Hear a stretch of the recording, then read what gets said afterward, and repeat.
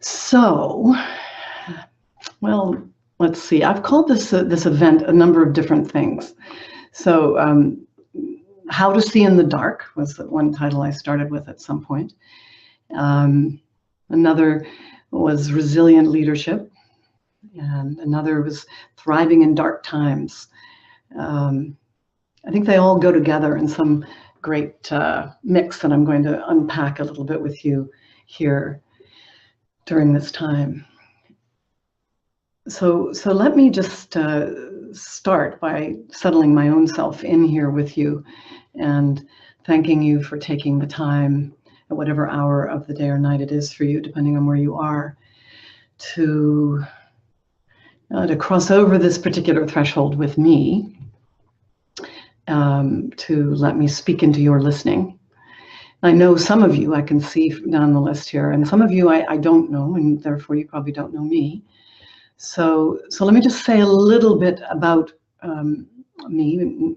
Suzanne Anderson is my name. My professional territory is psychology, a psychologist, women's development in particular. I've been a leadership consultant for many years, a coach. I'm an author now, a co-author of the book, The Way of the Mysterial Woman, Upgrading How You Live, Love, and Lead. And I've spent decades really in the investigation of what might be involved to awaken the next level of capacity, in particular in women. Today, that all of our feminine and all of our masculine essences, what are the conditions that would allow more of our deep potential to be present, to be available at this particular time? I think actually being called forth by evolution itself right now to be available in this particular way. This has been a passion of mine to discover this territory, to create the conditions for this awakening of a potentiality I've come to call mysterial. I won't define that word right now, but perhaps as this conversation goes on, you'll get a sense for what that is, what it actually refers to. So let's say that's my professional domain. And in this conversation with all of you, I'm going to stand on that territory. Let's say I'm going to stand on the substance of that knowing. But I'm going to speak from a more naked place. I'm going to count on that knowing coming through, but the place from which I want to share with you is actually my own very human, embodied journey of what it has been for me the last 4 years to, I want to call it, wake down into myself more fully, into the world more fully, into my own mysterial essence more fully, to be more available, be of service in all ways in the world at this time. And this has taken 4 years. This didn't happen overnight. And I don't know, for those of you who are listening, from what perspective you're coming into this conversation, but some of you may be in the middle of a dramatic loss, perhaps a loss that involves suicide, or a loss, professional loss, or financial loss, or there are many dramatic losses. And certainly in these days, we all have some connection to the chaos and darkness of extreme situations like we see in Houston right now with the flooding and the absolute overnight shift in the lives of so many, and of course the death of many there. In Charlottesville, we see across the United States many scenarios right now, we could say, of dark times rising, and we see this in all parts of the world. So how then to see in the dark? How can we be in these potentially dark times that may be close in personally and and on a larger scale, be with others close to us who are going through dark times, and be in a world that's in this kind of upheaval. And I want to just touch on some of that tonight. And this is the territory of my second book that I'm working on right now. And in a way, you know, the being able to write myself back together has made it possible for me to be in this conversation with you tonight, to walk back over the territory of my own both dramatic loss, traumatic and dramatic loss, and the love that preceded that loss, and then the resilience that emerged through that.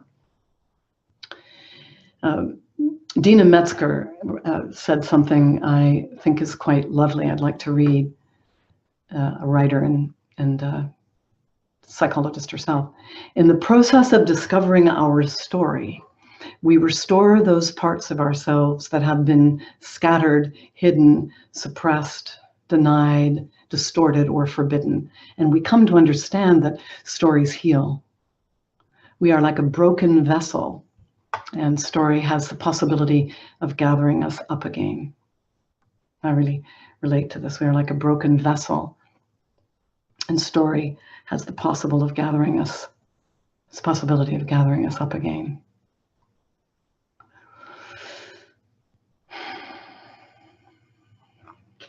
So, I mean, I'll just say that I don't believe that resilience is an innate gene that some people have and others don't have. I actually believe it is something that is cultivated, and it's cultivated often through the heat of the alchemical fire itself. So it's not so much that things happen to us, but rather than how are we able to go through or be with the things that happen to us that really matters. And in a certain way, I feel like I have been test driving on the moon or something, or in some impossible, unimaginable for me conditions. This, what I've come to call an inner operating system, this new way of being, I've called the way of the Mysterial Woman. I've been test driving it, and to see, I suppose, would it really hold up? And I'm here 4 years later to report with some certainty that it has for me. And that's why really I am both wanting to speak more personally here with you all now, and those of you that will be listening to this recording later, and why I'm doing the work right now to get this operating system further out in the world. That's part of why I wrote the book with my co-author, why I am doing the programs that I'm doing now, in order to assist women in particular, because this has been my particular domain in the last 15, 20 years, to install the operating system that really allows us to be the one present with eyes that can embrace the dark first, get accustomed to it, and then see. You think about going out of a light room and into a dark room. In fact, I just did this the other day. I was staying up on a remote island, and I'd been in the light of the bedroom I was in, and there were no lights anywhere peripherally because I was in the middle of nowhere. So when I left that and went into the living room, which was very dark, I smashed into a table. So this is, it takes something, and I was moving far too fast to navigate in the dark, to let your eyes adjust to the dark, and then learn to see in the dark. You know, my nature, I'm a learner. I love to learn and then share what I learn quickly. And in this case, it's been this long. Honestly, at some level, it feels like a nanosecond, not 4 years, but it's been this long because I have had to gather myself up fully to be present enough to stand back on the ground of the self that lost everything. And So let me begin there a little bit with the story so that you can follow me a little bit in the journey, the story of how did I get where I got to 4 years ago. And then from that, I think the raw material will be there for me to share some of the principles that I hope will be useful for you to hear, will have been useful for me, and were key for me in making my way through. And so even as we go into the story, and I think my own story is, and it is extreme in some ways, because there was so much loss at so many levels. But some of you maybe also are in the midst of very extreme losses in different ways, or darkness, or not knowingness. But all of us, I think, in this world, the way I articulated it before, know this, know the landscape of loss in a certain sense. And so I would just ask you, as I'm starting on my story, if you can just find the thread inside yourself. Maybe it's right now, or it's fairly recent, or it's earlier in your life where there was some dramatic, dark time, dark night of the soul, so that you can resonate with me in this and hear me with me, hear with me, listen with me to my story, but have it resonate inside your own experience.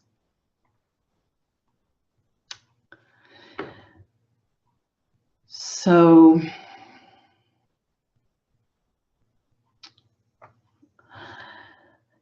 ...2003. Yeah, I think I'll go back that far. Actually, I could go back even further. I could go back to being a young girl early in my life, and somehow awakening one day with the idea that my future husband was going to be named David. I don't know how it happened. It's some movie I saw, or I'm not sure. But anytime I would ever, when I got to be a teenager and in my life later, whenever I would meet some person I was attracted to, I would want to find out their name. And if it wasn't David, it was always like, oh, well, that's too bad. And then eventually, when I met my first husband, his name was Robert. And I thought, that can't be. And it was like, such a strange thing. But his father's name was David. So I thought, okay, perhaps that's all it was. So in 2003, I met David, and it actually was at the time when I was disentangling myself from my 10-year relationship marriage with Robert, and we were in the divorce process together.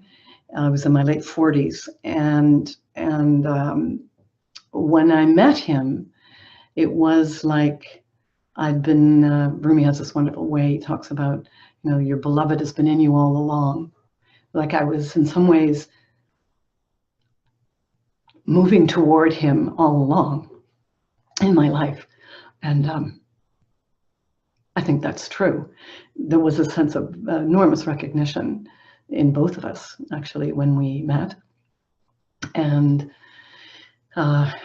we began to weave our lives together. I was, in my writing recently up in Lopez, I was remembering one of the early teas we had. We're both tea hobbyists, and we were kind of at two ends of the spectrum, and we decided, he invited me to have a tea date in his little cottage. So I went down. I had recently moved from France, and was very much the black tea girl, and had this exotic tea from France, which I used to have actually shipped in those days, from Mariage et Frères, some of you will know.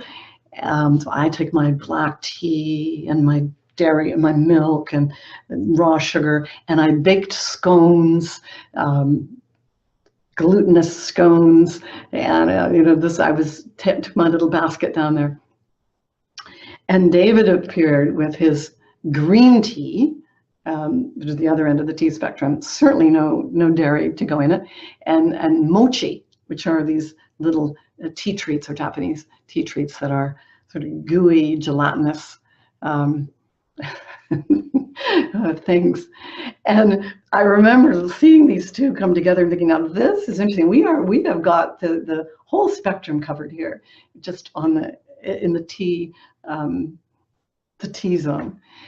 and in many ways, we had this beautiful and exquisite appreciation for each other's differences and celebration of each other's differences. And for the first time in my life, I felt I belonged. I felt accepted. I'm deeply, deeply loved and seen.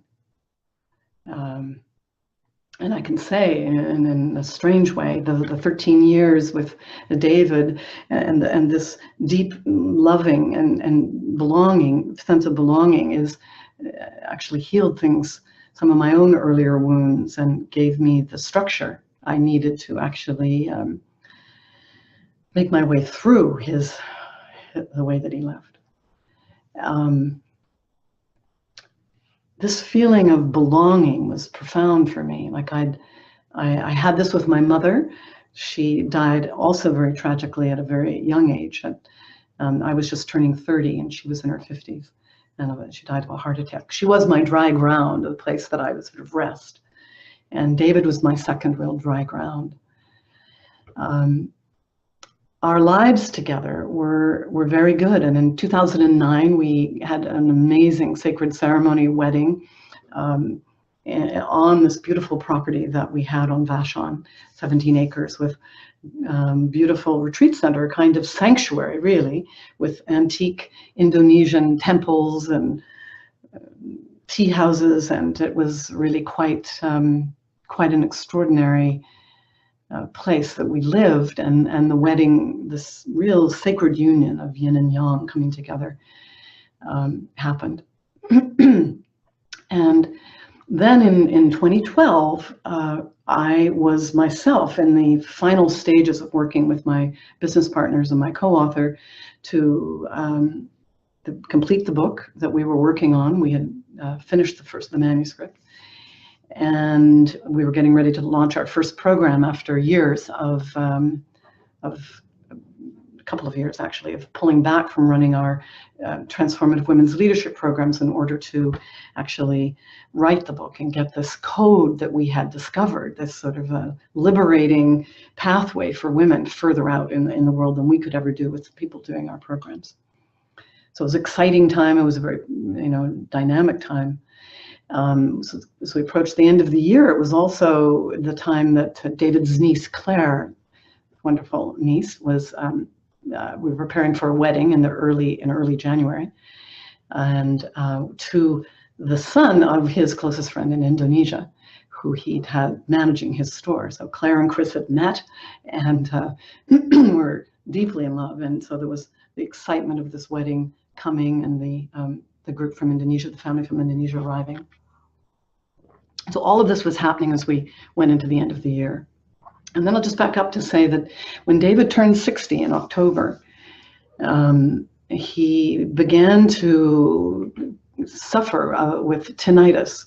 And some of you will know what that is. This is this excruciating ringing in the head, although it can be at different levels, I understand. And his was particularly intense, and he was a very sensitive being who, in fact, we had to have the compressor of our fridge in the basement because even the sound of a fridge was hard for him. And this was way prior to the tinnitus. So when this happened, it meant that there was this constant cacophony and that he wasn't sleeping, of course. And it was very, very disorienting for him not to find a place of peace and to be able to meditate and to be able to be, for those of you that know him, to be able to have found that sort of still place inside. But at the same time, as I would discover later, his business, he ran an Indonesian antique business. He had a store here in Seattle and one in a workshop in Java in Indonesia. And this was also coming apart, it turned out. And of course, there are always cycles in the furniture retail business, but the business was in a kind of free fall, I would discover later. We had very separate businesses, and I didn't really know very much about his or about the structure of it.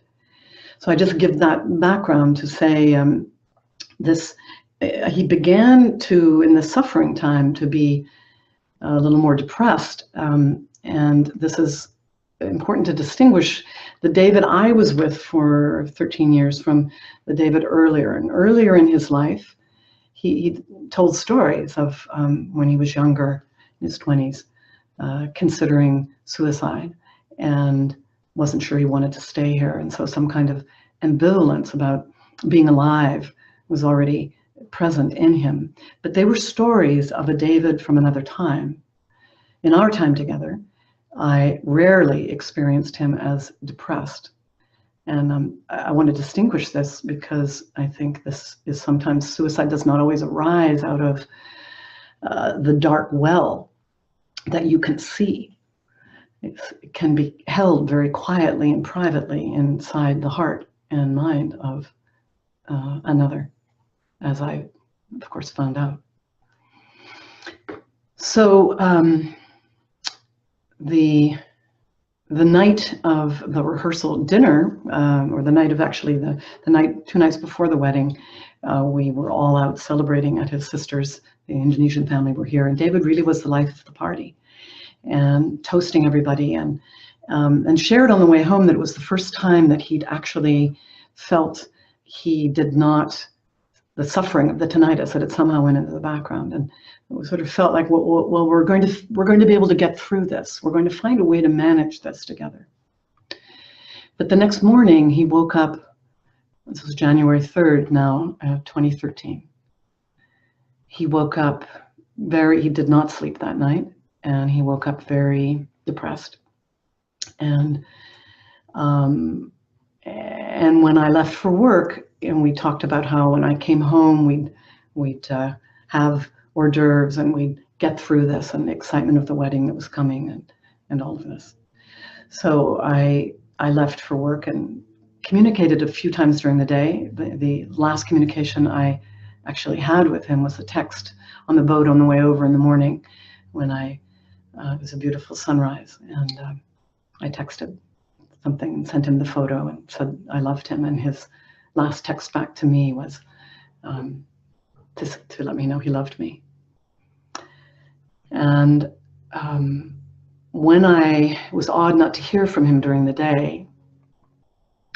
When I would text, usually I would hear back. But when I got back on the property, I could tell things weren't quite right. And there were a few signs for me that things just weren't as they should be. And I began to look for him. And some part of me, sort of 2 parts. One part that was thinking he maybe he's, I don't know, had a stroke. I used to think this tinnitus, sometimes I wondered from things I'd read online, was caused by some kind of a brain tumor, and that it was going to press in and cause some kind of stroke. So, and then another part of me further back that wondered about whether he would take his life. And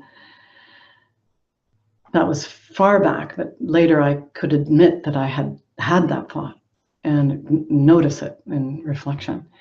But I began to look around the house, sort of holding my breath as I went room to room, and around the property in all of our various buildings, and nothing. And so I began to gather friends, my neighborhood friends, and my closest friends who lived, who were connected across the street, thinking he might have visited them, and others to help look, imagining that he might have wandered off into the woods or something could have happened. And eventually called the police,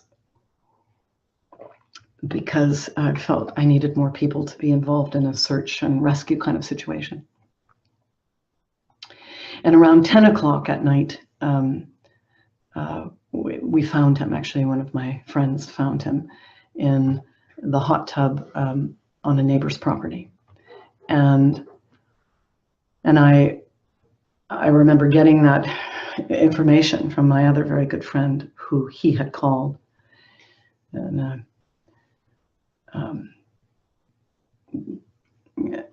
the probably words you never want to ever have to say to one of your good friends, but we have found him and he is dead. And what I recall of that moment was this immediate scream that moved through my body that would alert the police and others that something had obviously happened, that we knew something. I think that was a good thing, the extending of the energy of this information coming to me and releasing. And then everything in me wanted to go to, I want to say save him, but I don't know even what that meant, that I was somehow going to get to him and do what, I don't know. Those parts of the brain went offline, but that I had to get there right away, I did know.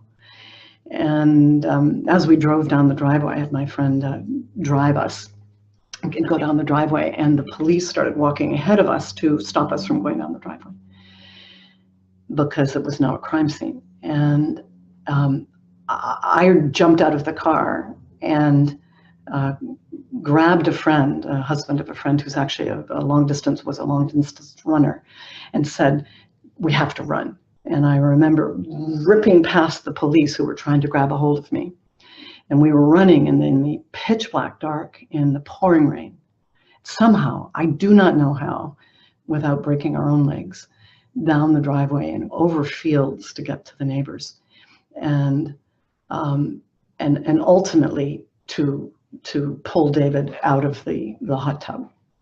And, you know, a few things about this. One, I would say, was that I understood later that in terms of PTSD settling in when you're really working with trauma, it is essential that you move as much energy as you can move through the body so that the trauma's not stuck in the body. So my actually running to get him was one of the best things I did. And something in me, my body was available to be engaged. And I think this has a lot to do with the work I've been doing for years, to be able to run. And secondly, I needed to see that he was not there in that body. That the soul essence that I loved, my beloved, was no longer in this shell. That was essential for me. And I would say even in just the writing I've been doing later, in this last few weeks, I'm really getting how vital that was to witness. When I heard this, that this was the situation, I remember, no, I didn't know that he had committed suicide initially. And when eventually I was told that, I remember standing in front of the fireplace in my house and saying, it was like I threw this intention out ahead of me, which was, I will not be defeated by this. Something like my work will not be taken down by this. I remember this fierce part of me that threw that intention way, way out ahead when actually I had no idea how that would be true. Because what happened was the heroic part of me was absolutely shattered. I could only do what I could do. My sense of certainty that I could get through anything was gone. The positive reframe part of me was annihilated. I could no longer be the person who could come up with some good about this. There was nothing good about this. The innocent part of me was brutally torn asunder. The idea that somehow bad things don't happen to good people, gone. The spiritual bypass part of me was just disabled, that I was going to somehow, connect just with his soul and it would all be okay. That I decided early on I would go through this in the way of the Mysterial Woman, which meant I would go through this connected to my humanness, to my body, to my feelings. I would take the time that I could take. I would let this break me open into the world. And if this operating system held up, I would know it and I would live it and I would bring it into the world. And if it did not, I would also know that. But somehow, here I am 4 years later, my center held. And How it held is the question I'm wanting to share a little bit with you here about. I think I can say there is something about the landscape of loss that that I know something about now. And I think suicide inside that landscape of loss has a particular territory that is distinct, and it's a toxic swamp. I experienced, and I believe now. In a way, it is, you could say, it's everything arises, not only the grief of the loss, but the guilt and the regret and the confusion and the fear and resentment and sense of betrayal, and maybe more than anything, shame. The shame often is what takes one out in suicide, takes one toward that edge of suicide, and then shame that's left behind for those who are left on the gaping edge of the hole that one goes out in. Many of you probably know that the suicide rates have increased significantly around the world, and certainly here in the United States. Dominantly still is suicide occurs in middle-aged men in the sort of age range that David certainly was in. But an enormous and shocking increase in suicide rates among women, and even more shocking from my standpoint in our young adolescent girls, aged 10 to 14. Well, I'm not speaking here today or tonight as a suicide expert. I'm really coming to understand more about that and what it means to really to be able to recognize the signs of somebody being ready to go out before they exit. That's a whole that's more for me to unpack for myself and to understand more about.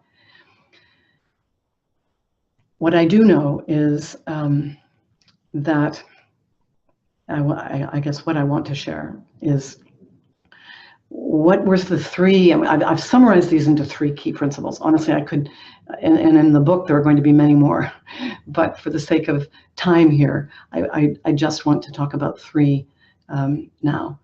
And these three key, I would say, mysterious principles that got me through this, to have me stand where I am now, actually, more available, I think, than I've ever been to life itself, to my own work in the world, connected to my own work in the world in a more profound way than I've ever been. And they all are related to the first gate of what I call the mysterious sequence, which is this developmental pathway that we decoded that unlocks this potentiality in women. So what does it mean to be in this first gate I call the archetype here, the mother archetype? What does it mean to really have enough roots in the ground that our tree is not blown over, like a juniper tree that has these deep roots, for example, when the storms hit? How do we do this? This is a place to start. So the first thing I want to say is to be with what is. Now, this is crucial. And I mean by that to not resist what's actually happening, to not deny what's actually happening, but to turn toward what is actually happening at all levels, the reality of the situation itself, the feelings that you actually are having, the somatic responses that you're having. To, in some way, say yes when every cell in your body wants to say no. And one of the ways that I worked with this, and ritual is a very strong language of the mysterial woman. It's a language I've used for a long time myself. And ritual I used throughout this time, because so much of a trauma like this, to be transformed, we have to work with what's under the surface as well of the conscious mind, which means how do we engage the unconscious? And ritual does that well. Well, several weeks after David died, we had a ritual, and facilitated a ritual. A friend of mine, Michael Mead, who works in ritual and space very beautifully, did this. And one of the way that we began, this was for all of us who were close to David, family and dear friends, to be able to be together in what we were actually, the trauma we were all in the midst of, this complete shock of his departure, the way that he left. But the way I began this was I took a vessel, one of David's actually precious antique Chinese bowls that had a slight chip out of it. And I stood at the hearth of our fireplace, which was stone, and with one of my good friends rattling the shamanic rattles, I smashed this vessel on the hearth. And the symbol here was, this I am shattered, and this will not go back together quickly. I will not go back together quickly.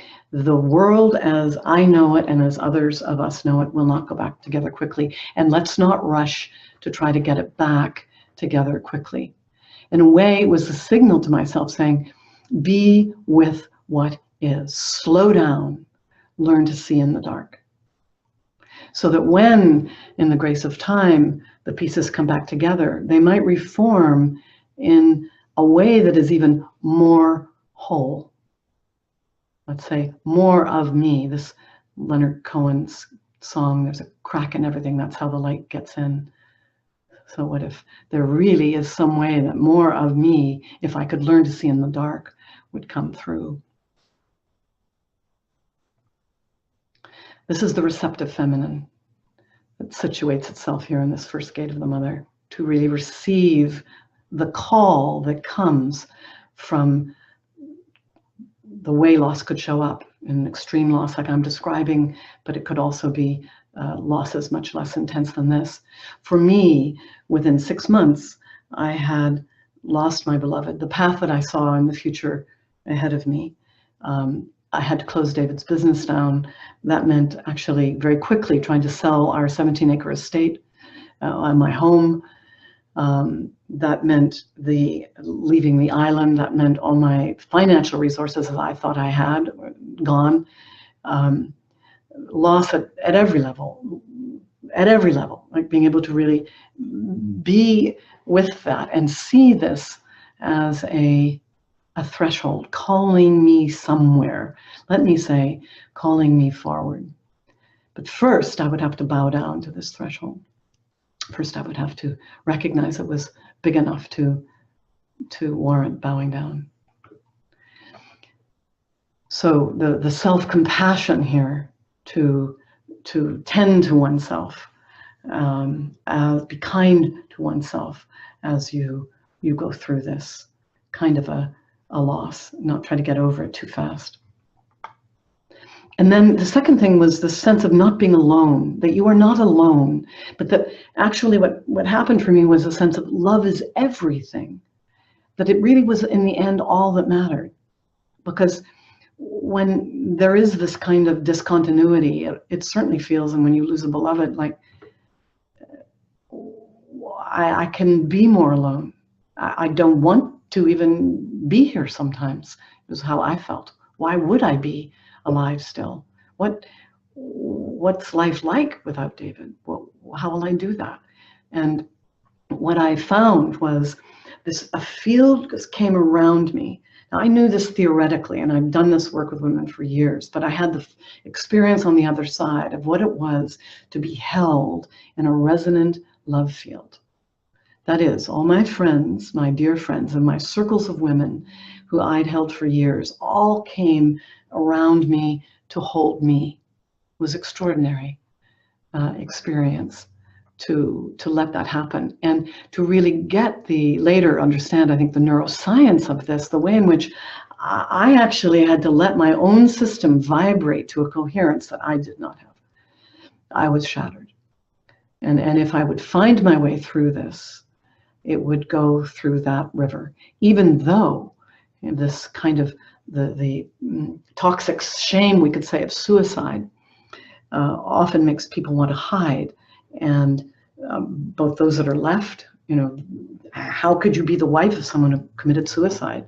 How could I be a teacher of awakening consciousness in women and her husband committed suicide?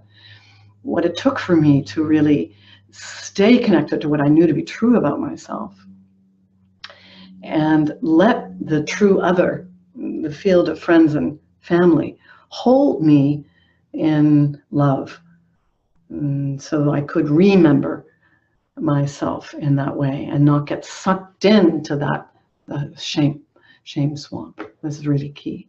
So if you are in the midst of an enormous transition or loss of some kind, I invite you to, if you don't already, to find the resonant fields that you can be in. And you know, we teach in this culture to be self-reliant, so you know, we're supposed to do everything on our own. So why would we tell people that we're suffering half the time?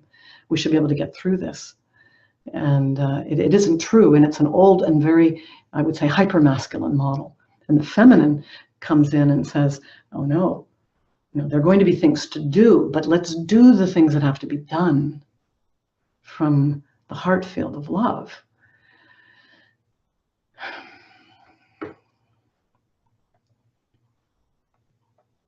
And then the third principle, if I can say, call these principles, is not suffering the suffering. And I talk about this as gratitude as a healing salve. I realized early on that there was going to be enough suffering without creating the narratives that were scary, really scary. And what I can say is, you know, anxiety and fear have been my constant companions for years now. That since this happened, and it's, I would say, that has really shifted in the last year. But for the first few years, that was pretty frequent, pretty constant. What I also know from a neuroscience perspective is that we are evolutionarily designed with this brain's negativity bias. In other words, to see what doesn't work, to make sure that if we can see what doesn't work, we can save ourselves, we can create safe conditions.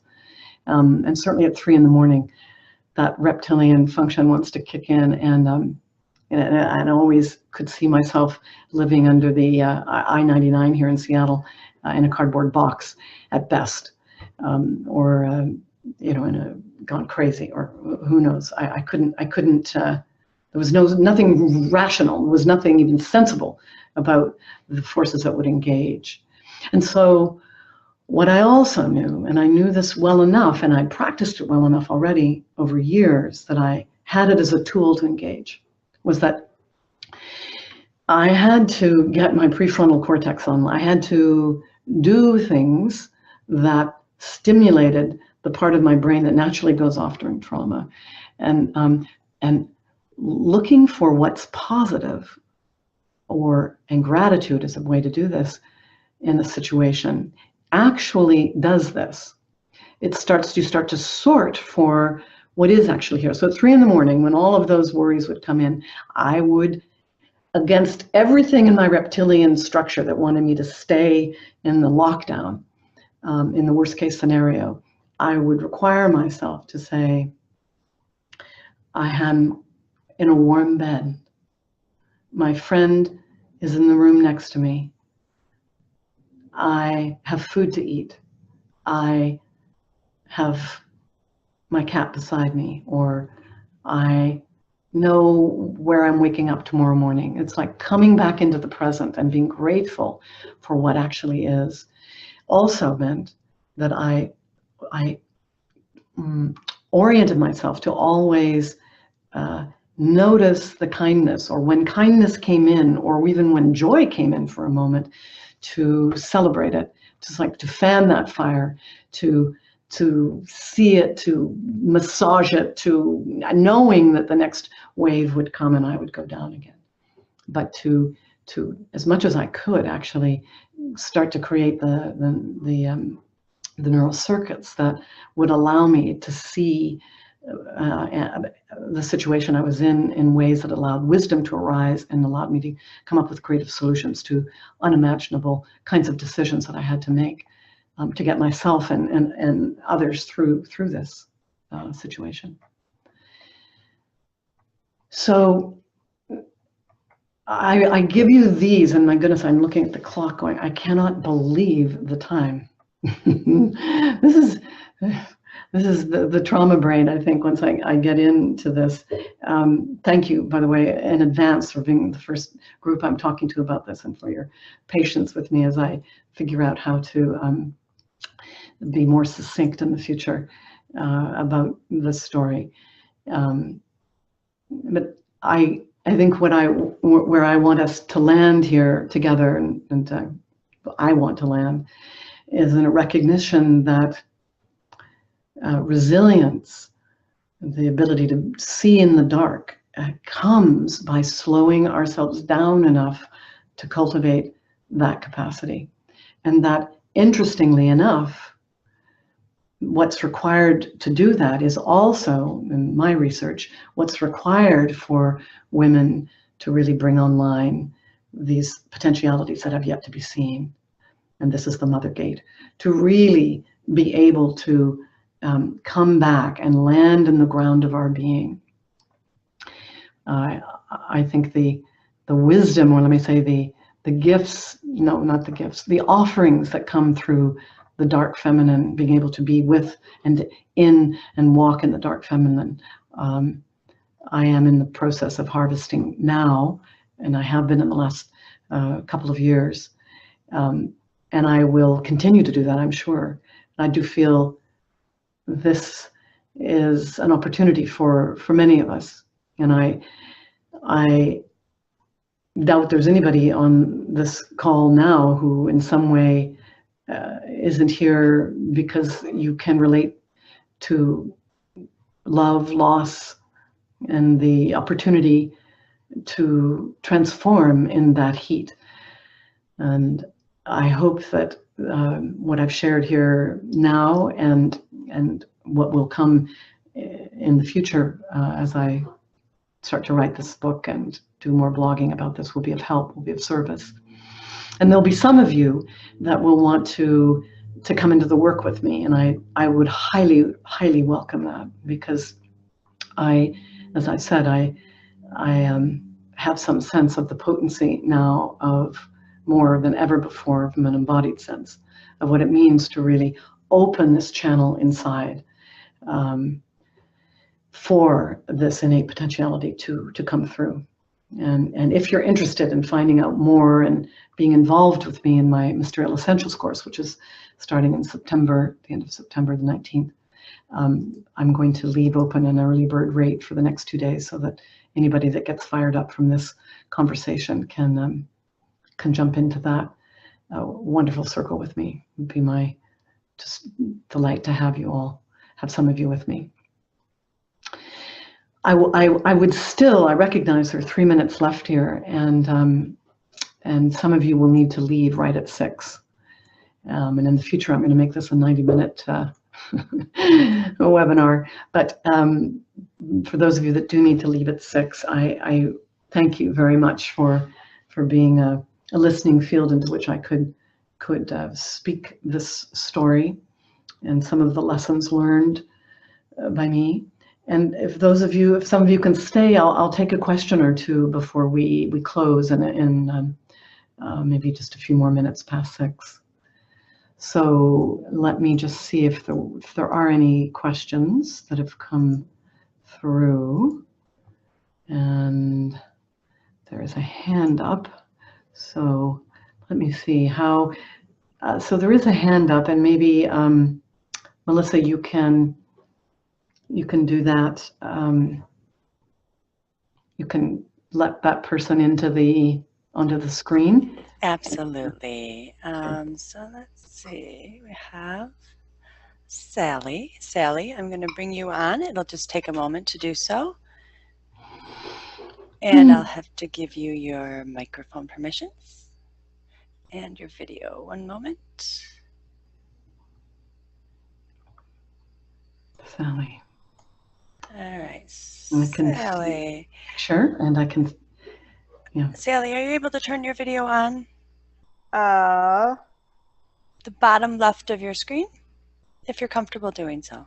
It says you can't start your video because the host has stopped it. Okay. Yeah, it's. I can just ask my question. Sure, Yeah. I'll try to bring you on. But Okay. actually, I'm going to try to, if you would, try to do your video now, please. Lovely. Hmm. Hi. Hi, Sally. Thank Hi. you so much for sharing your story. It was very powerful. I would like to know more about the course. I'm new to you. I just got the email invitation today and am very interested. Give us some details. Thank you. Well, I think what I would say is, I'll just say it's a 12-week, it's an introductory course to the deeper work, and it's 12 weeks long. And I'm going to speak, and I think, maybe Melissa or Ali, you can put the link in the chat to my website and to the course. And on September 12th, I'm going to do an information session just about the course. So you can find out more. And you can also, and I'd be happy to extend this reduced rate to you until, if you wanted to wait until then, or you can go online and there's quite a bit written about it. So it's really an opportunity for women to wake up the inner operating system. I would say we need to be able to see in the dark. And that means our feminine and our masculine strengths, our ways of being. Okay. How much would you say is experiential and how much is more, academic or based on the book?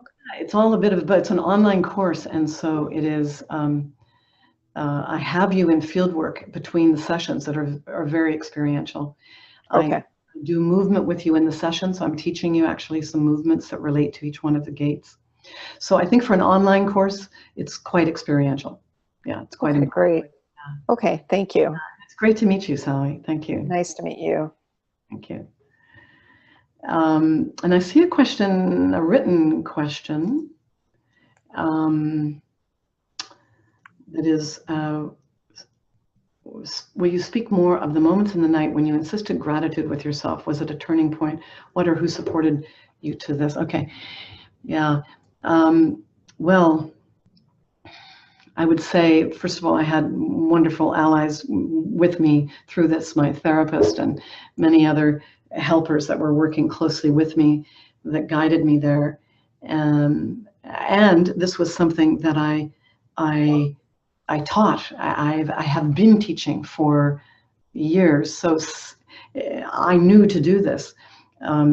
One of the things I knew to do it, and I'm saying this because having this installed when you're actually in the midst of the trauma, the reptilian brain wants to just kick in and take care of everything for you.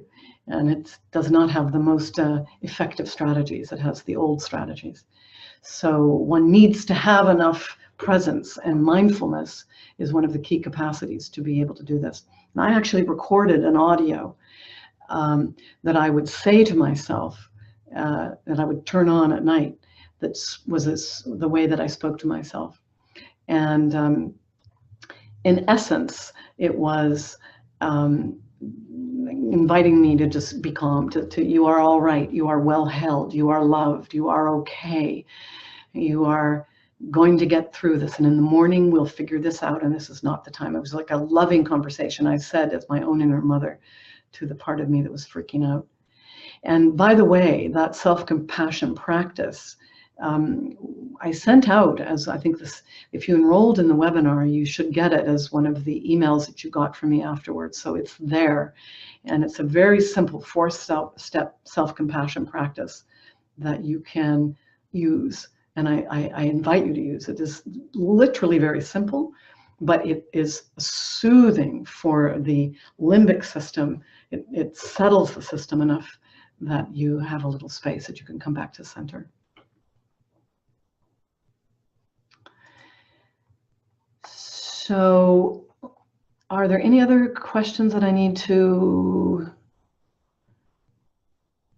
hear? What an honor to be the listening space into which you spoke this powerful, transformative story. Thank you for your courageous vulnerability. Were there other practices that supported you? Yes. What I'm going to say is, Yes, yes, yes. And I am imagining this next book, by the way, will have a lot of those practices in it, because as I'm going along and writing, I'm putting them in. But many of the practices are practices I've been teaching for years, and that I actually will teach in this Essentials course and then in my Depth course that comes later, and that are in the book. So this is the other thing I want to say, is that that's one of the reasons I wrote the book, so that it would be really, really easy for women to get started. And you know, you can get the book on Amazon. You can see how to begin the process of self-love and how to open each one of these gates in very simple ways. And I think where I want to probably end here, and I think I will end, just because I do like to honor that the time that I committed to being here. And for some of you, it's very early in the morning and very late at night, I know. So I do want to just extend my thank you. And I want to close our time together by assuring you of my own commitment to keep stepping forward in this vulnerable territory of my own becoming, and invite you to really do the same for yourself. Obviously, my edge right now is to speak more publicly and frankly and candidly, and I'm sure I'll get better at it with practice, about what happened in these 4 years and what can be useful for others to stand on this ground now and to move forward. And each of you, I'm sure, have a vulnerable step forward. I think it's a poem that starts, I think it's Rilke, it's start close in. Basically, start close in. Take the step that you don't want to take, to step onto that vulnerable ground. And if I can just bear witness here tonight to say, you know, I'm okay here at 1 hour. I feel my body a little buzzy, and I know this is a threshold I've stepped over. That's important for me. I know I didn't do this perfectly, whatever that would be, and I'm okay with that. I'm honoring this threshold as important for me. It's my step close in, and I'm taking this. And if it inspires any of you to take a step that's just right there under your feet, I invite you to do that. And I would like to close with a beautiful poem by Maya Spector that I think speaks to why we take these steps now in our own vulnerable becoming, because we are needed now. It's that simple. We are needed now in our wholeness. We are needed now as women and men, with all of our feminine and masculine strengths gathered up to meet these incredibly challenging and complex and often dark times. And this poem is called We Need Each Other. We need each other now. In truth, we always have. We need each other now. In truth, we always have. But as things disintegrate, as chaos and disorder reign, we become like bones, scattered and stripped clean of all that is inessential. But let's reassemble ourselves the way Isis did with Osiris, the way La Loba did with her wolf bones. Let's find a new configuration. This part mine, this part yours. Perhaps something original will emerge, or something ancient. Let's light a candle now, friends, so together we might see how to begin. Let's light a candle now, friends, so together we might see how to begin.